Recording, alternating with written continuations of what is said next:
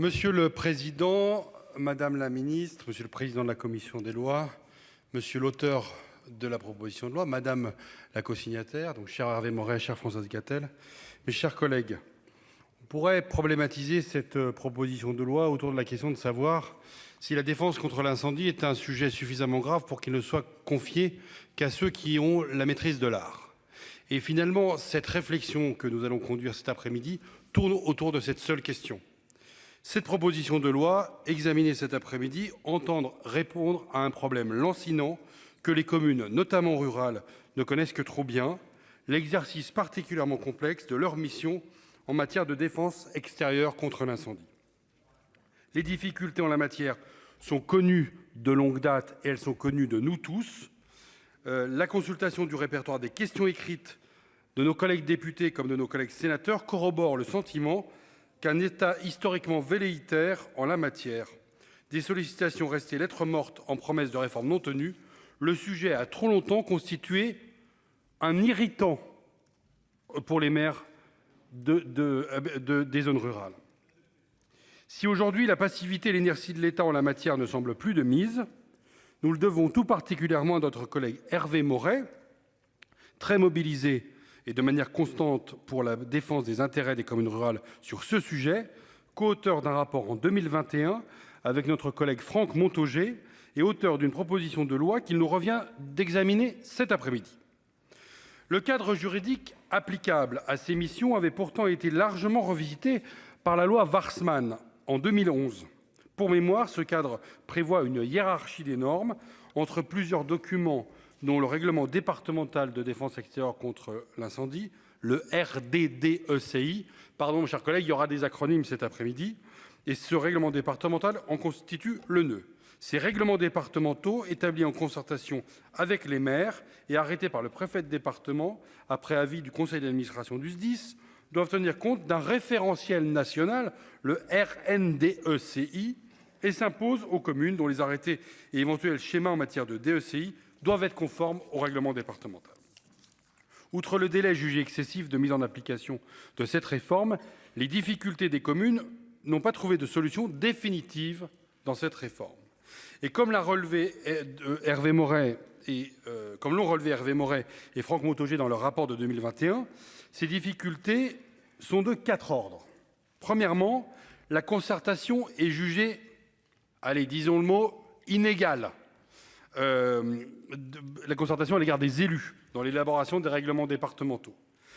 Deuxième réflexion, la couverture du risque est parfois qualifiée de défaillante. L'adéquation entre les prescriptions du règlement départemental et les risques réels, les premières n'étant toujours pas proportionnées au second, en raison de l'évaluation insuffisante et de la complexité des règles, surtout du défaut d'adaptation de celles-ci aux spécificités des territoires, notamment en milieu rural. Combien parmi nous ont entendu parler de la tristement célèbre règle des 200 ou 400 mètres? On parle ici de longueur de tuyau. On approche des élections sénatoriales au mois de septembre, mais ce sujet a occupé les élections sénatoriales de 2020. On est 3 ans plus tard et on continue d'avancer sur ce sujet. Quatrième réflexion, le coût financier, à la fois budgétaire et en termes de développement économique, notamment lorsqu'une autorisation d'urbanisme ne peut être accordée en raison du défaut de couverture du risque incendie. L'examen en commission de la présente proposition de loi a permis de retravailler le dispositif initialement inventé par notre collègue Hervé Maurey afin de le simplifier et d'en renforcer la portée du dispositif. Finalement, on est allé au bout de la réflexion d'Hervé Maurey en faisant du RDDECI un volet à part entière du SDACR. En effet, les personnes que j'ai auditionnées ont généralement convenu de l'incongruité que pouvait constituer la coexistence du schéma départemental d'analyse et de couverture des risques, le SDACR, avec ce règlement départemental de défense extérieure contre l'incendie. De l'Assemblée des départements de France à la Fédération nationale des sapeurs-pompiers de France, en passant par des échanges avec le directeur général de la sécurité civile et de la gestion des crises, le préfet Alain Taillon lui-même, personne n'était vraiment en mesure d'expliquer l'intérêt de l'existence de 2 documents distincts. Parfois même, Madame la Ministre, non pas seulement la coexistence, mais l'herméticité qui pouvait exister entre les deux. Et certains travaux sénatoriaux ont démontré quelque chose qui paraissait complètement incongru, je reprends ce terme.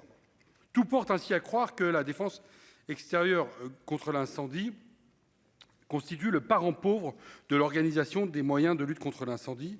Il a donc été fait le choix d'en faire un document annexe, distinct et sans articulation avec le document stratégique que constitue le SDACR.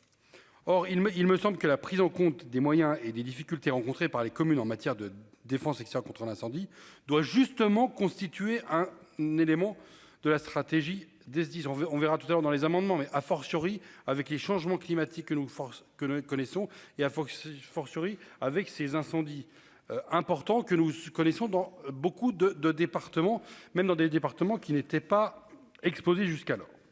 La détermination et l'allocation des moyens ne saurait faire l'économie d'une analyse des forces et faiblesses de la défense extérieure contre l'incendie dans un département. Le SDAC doit prévoir des adaptations de ces prescriptions en fonction des forces et des faiblesses, en fonction des réalités du terrain. Ainsi, ce volet défense extérieure contre l'incendie du SDAC constituerait ainsi à portée règlement départemental et sans qu'il soit besoin de le préciser dans la loi, les arrêtés communaux et intercommunaux en matière de défense extérieure contre l'incendie qui devraient être conformes à ce nouveau volet du schéma départemental. Cette mesure constituerait également une simplification des documents organisant les services d'incendie de secours qui n'ont jamais fait l'objet d'une réforme globale portant vision d'ensemble et stratégique de ces compétences. La procédure d'adoption du volet spécifique de la défense extérieure contre l'incendie au sein du SDACR s'inspire très largement de celle aujourd'hui applicable pour l'élaboration du règlement départemental. Elle conserve néanmoins deux apports du dispositif initial. Le projet de document ferait l'objet d'une concertation élargie. Le conseil départemental et les conseils municipaux ou organes délibérants des EPCI compétents, étant désormais consultés pour avis et d'une évaluation préalable du service public de la défense extérieure contre l'incendie, conformément aux souhaits de l'auteur de la proposition de loi, Hervé Maurey.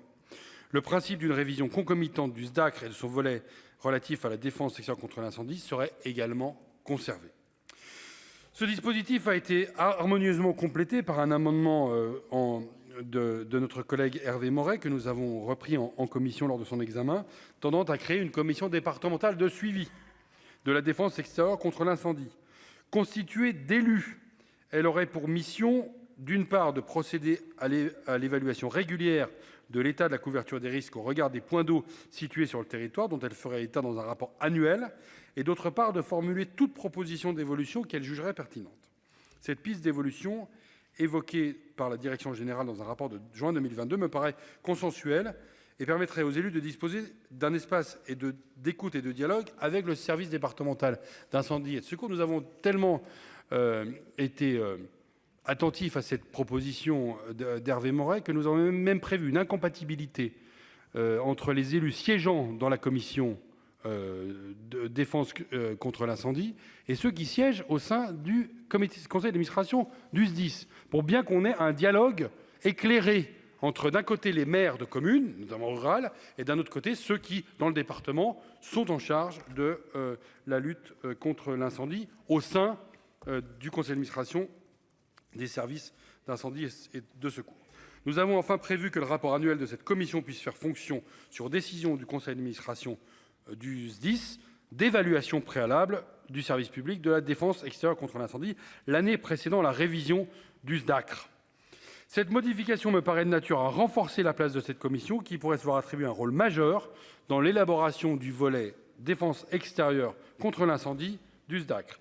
Elle constitue ainsi une mesure de simplification des évaluations aux objectifs similaires n'ayant pas nécessairement vocation à être multipliés. Le texte qui vous est proposé, mes chers collègues, cet après-midi est donc équilibré, pragmatique et consensuel. Pour finir, je tiens à saisir l'opportunité qui m'est donnée aujourd'hui de remercier nos collègues sénateurs qui, sur tous les bancs, ont permis de cheminer ensemble vers une amélioration significative de la vie des communes rurales en matière de défense extérieure contre l'incendie. Je vous remercie.